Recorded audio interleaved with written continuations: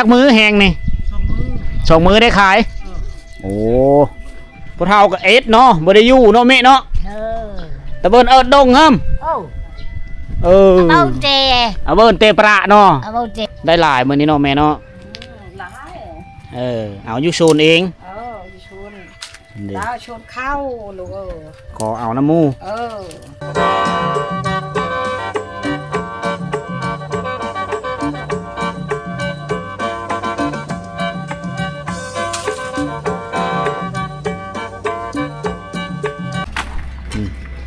เหินเลยเหินนั้นนะทุกคนนะเราดูนี่นะพากันเอาแขมมาขายผลประโยชน์ของแขมในการโซลาเขาขายเฮาในเมืองก็เอาไปเฮ็ดไม้ฟอยนะที่ทุกๆคนที่มีไม้ฟอยปัดเหินนะต้นกำเนิดมาแต่พี่แหละทุกคนนะมาแต่บ้านป่าบ้านดงมาแต่ผู้ดอยพี่แหละเพราะว่าเขตแถวในเมืองมันมีค่อยมีเอาฟืนไม้วิก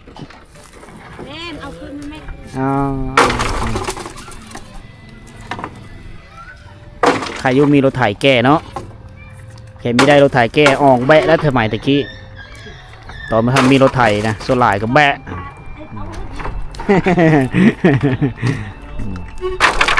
อันนี้คือความดูมั่นของเขาเจ้า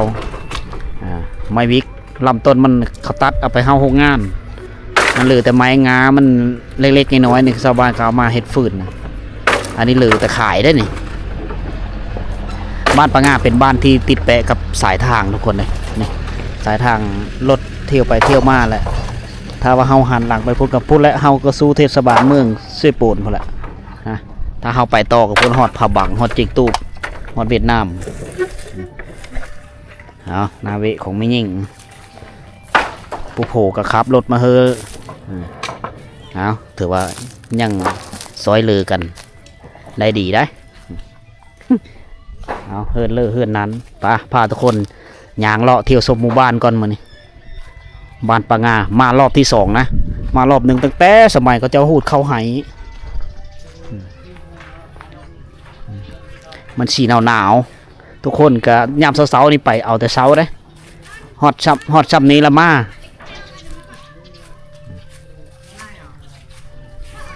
หลายเนาะอาตี้บ่จักมือแหงนี่2 มื้อได้ขายโอ้แสดงว่าใช้เวลา2 มื้อไปเอามื้อนึงเนาะเอามาตะ2 มื้อตะมื้อนี้กับมื้ออื่นขายเลยราคาซ้ำกันหมดบ่เบิดบานซ้ำกันโล15,000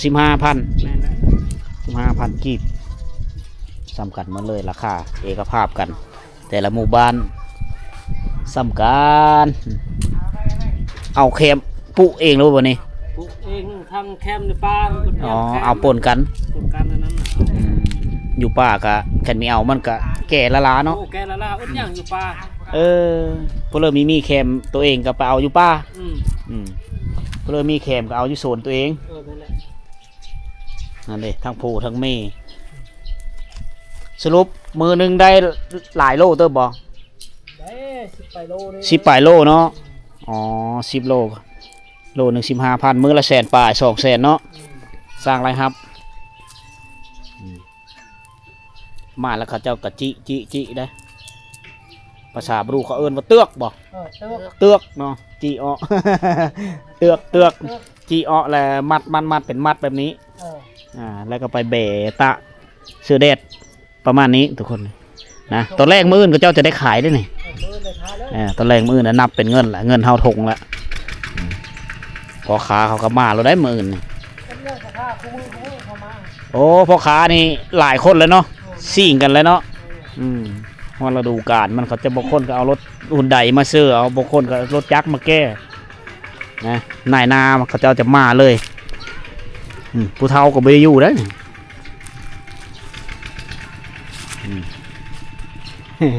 ผู้เฒ่ากับเอ็ดเนาะบ่ได้อยู่เนาะแม่เนาะตะเบิ่นดงครับเอาเจเอาเบิ่นเตประเนาะเอาเจประเข้าแดกเด้จะได้กับไฟกับไฟประสูบยา1 เขาแน่โคยโดยนึง จังหืดหนึง ปีนัวแม่จ้าเต้ เป็นโน่ แม่จ้าเต้ เออ ก็เจ้าเจออะไรจะเบิ่งเลย เขาไปซื้อน้ำมันรถไปเล่น เออ ลูกหลานไปหาเงินกุมเขาเองผู้เฒ่าไปหาจะซื้อเกลือจะซื้อเป็งโน่ เออ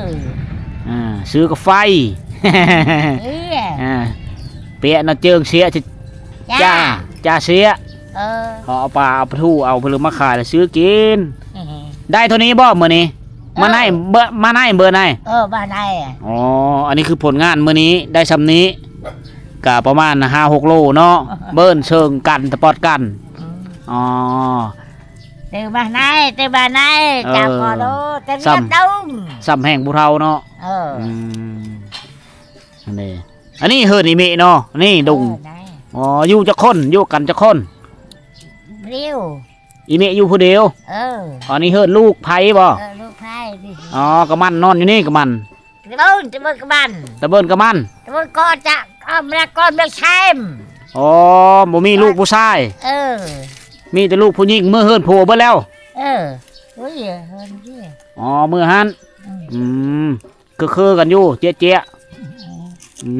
ม อันนี้เจ้าบ่นี่ cháu อ๋อนี่นาวิผู้หญิงมันบอกการประดับกายของเขาเจ้าสลายเขาเจ้าเสื่อนคืงปลักเขนเงิน แต่สมัยบุหานพูดได้จะเห็นเนาะต่างหูก็จะเป็นประเภทเงินนะพี่น้องชนเผ่าบรูเฮาอยู่เขตผู้ดอยนะอาศัยการหาดอกเข็มไปแล้วมาขายในสูงที่เวลาที่มันเป็นดอกกายย่ามมื้อนี้เขาเจ้าก็มีไล่หาได้ฮอนย่ามเอาบังสิเจ๊บังตาบังโคเฮ็ดหน่อไม้แห้งเนาะยามฝนเนาะ cái riết đừng kỳ có đôi มันหนักเนาะ ตัวนั้นมันงานหนัก อันนี้งานเบา อันนี้เพิ่นก็อ่องซ้ำอ่องได้นี่ก็ได้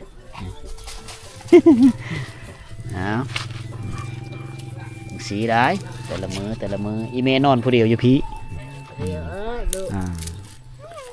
เฮิรนผู้เฒ่านี่คนเฒ่านี่เขาเจ้าจะเฮ็ดเฮิรนเขาอยู่ตั้งหากหลังน้อยๆจังซี่แหละเพื่อเป็นโซนโตของเพิ่นเอง เพิ่นจะในยามค่ำคืนเพิ่นจะลุกก๊อกแก๊กหาสูบยาบ่หาไปถ่ายนักถ่ายเบาเพิ่นขึ้นลงแล้วแต่มันสะดวกสบายถ้าว่าอันนี้ก็จะเป็นเฮิรนลูกสุดหลายกับครอบครัวหนึ่งต้องมีเฮิรนหลังน้อยๆนะเขาเจ้าจะอยู่แยกกันอยู่แต่ไปแต่งอยู่โคกินน้ำกัดอยู่น้ำกัดแต่นอนคนหลังประมาณนี้ทุกคนนะหลานกับหนังคืนเอามื้อนี้ขายมื้ออื่นอิดเบอร์ไหนเจ๊ปะเนอเด็กอันนี้เอามาแต่สุกเอามาแต่เฮ็ดเฮิรนแล้วเด้อนี่ตวงเต้าเคินนี่ทอน้ำมันแต่สงครามปล่อยเวียดนามหลังปี1975หลายขนาดเลยแหละชาวบ้านก็เลยเอามาเฮ็ดเป็นเสาเฮิรนเสาซ่านเสาเล้าเข้าเสปปิพูดห้องน้ำเขาเจ้าอยู่พูดไหนบางเฮิรนก็มีห้องน้ำบางเฮิรนก็มีพูนนังเตยอยู่นี่พูน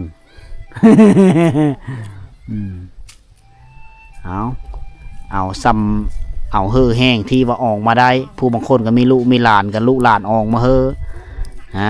เอาไปขายนี่แหละการหาเงินการสร้างเลยครับในยุคตามฤดูกาลที่ปิมีเข็มพูนมาเอาไปเฮ็ดเพลินสารโหดบ่อ๋อมาแต่เอาแคมอิดอาเตี้ยเนาะนี่เฮิรนเพิ่นก็คักก็ได้เพิ่นตะอยู่ถึงเล่นกันสับลาบเฮ็ดจังซี่ได้เฮ็ดอันนี้ได้ไวขายได้มันแห้งเลยขายยามมื้อเช้ามันก็ดังไฟฟรีนี่เห็นแต่เตาไฟนี่ค่อยด้วยแหละโอ้นึ่งข้าวตะเวนเนาะมาแต่เอาแคมแล้วก็นึ่งข้าวเลยตอนนี้เวลา14 โมงทุกคนเลยเพื่อกับนึ่งข้าวนะเพราะว่าโซลายก็กินข้าวเช้าแล้วก็ไปเลยไปหาแคมหาฟืนมาแล้วก็นึ่งข้าวเกมกินแรงตะเว้นนะเพราะว่าเขาเจ้ากินข้าวตะเว้นนะ พุ่นจุ่มเผื่อจุ่มมันทุกๆหลังคาเฮิรนนี่มีแขมเป็นของตัวเองแล้วมันนี่หลายขนาดเลยพุ่น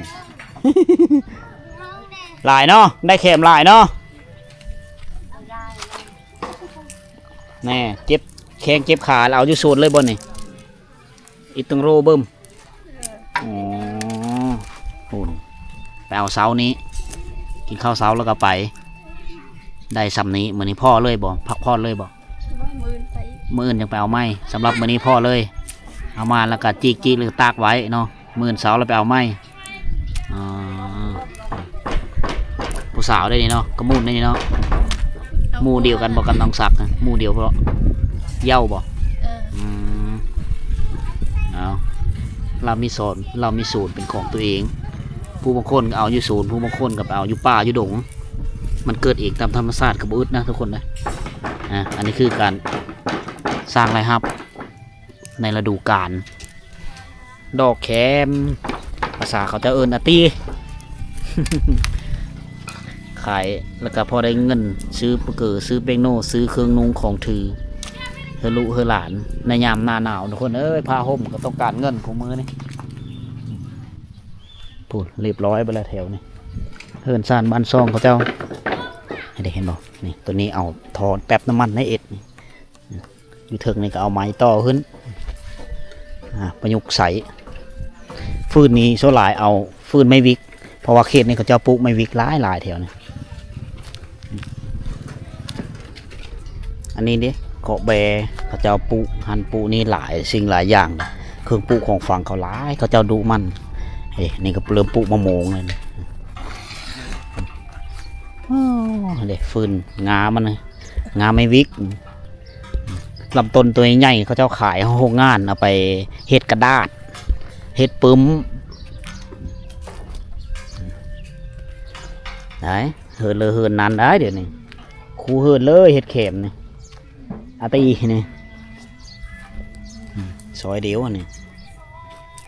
ฟังเพลงพร้อม คักเอ้ยเอาทุกคนเลยฮะเด้ขอบเขตเพิ่มมันนะโหศูนย์แต่ละเฮือนตะไปเบิดเต็มไปด้วยเข็มละยำนี่ไปบ้านเลือบ้านนั้นแสดงว่าชาวบ้านหาเงินนำเข็มนี่ก็ถือว่าได้หลายพอสมควรนั่นแต่ละปีปีนึงเท่านึงเพื่อชีฮอดฤดูกาลมันนะฤดูยามฝนเสอะหาหน่อไม้แห้งมาเฮ็ดแห้งแล้วก็ขายนั่นก็ขายหน่อไม้แห้งก็พอได้เงินได้กิโลเนื้อ70-80หน่อไม้แห้งตัวนี้กิโลคันเบื้องต้นเนี่ยก็15,000 กีบเลยแคมลายเนาะบ้านปีนี้เนาะ พอได้เอาพอได้ขายพอได้ซื้อเงินเกลือไปงัวแหละอันนี้ตะละปึกแล้วนี่ตะลึกจะตะยะอ๋อสิเฮ็ดมัดอันนี้เนาะเจาะตะยะมัดแขมแต่ละมือจังซี่แหละทุกๆมือเลย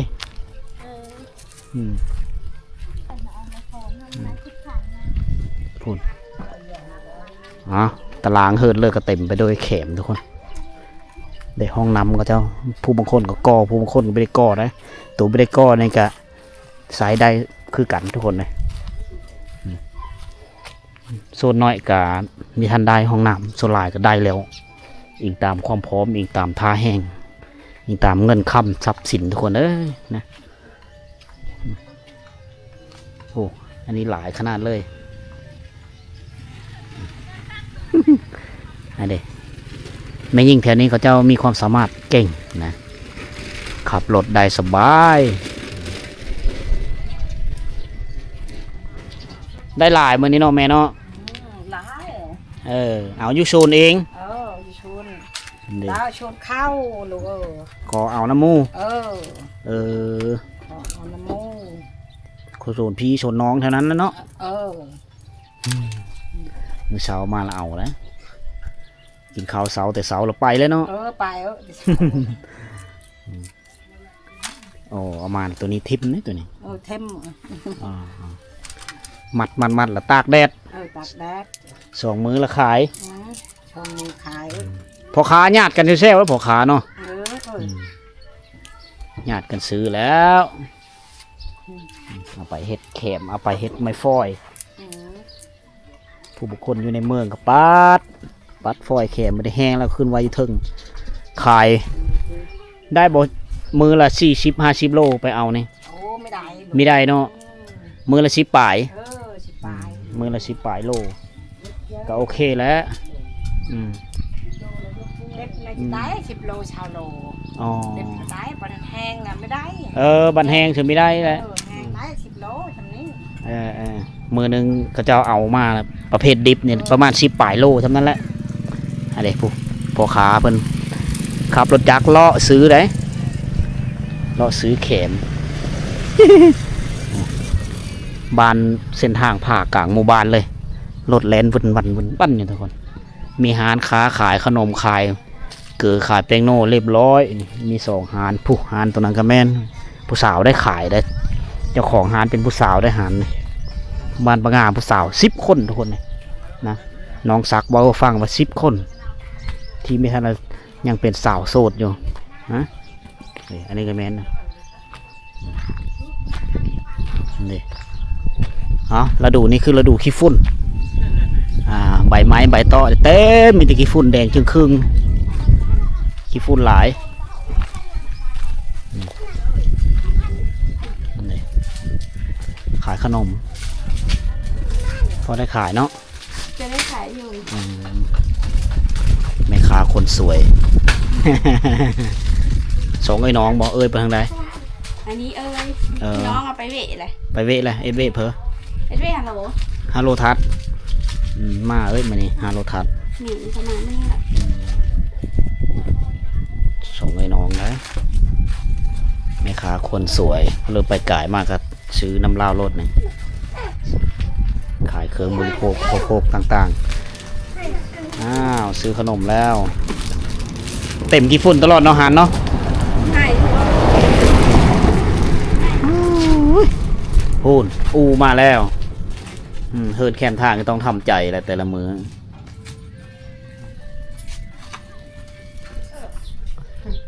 กินส้มพร้อมกินเมงพร้อม ทุกกันลูก จ่าโปรกเลย จับปลอกเลยจามันให้เลย มันได้คือมังมีโปรกก็คือมักสารลูกเตาพักกันนังแอนเดียว ตะบ้องใช่ลงเพง อันนี้คือเมงที่เขาเจ้าจะกินบ้านเราเอิญมักสาร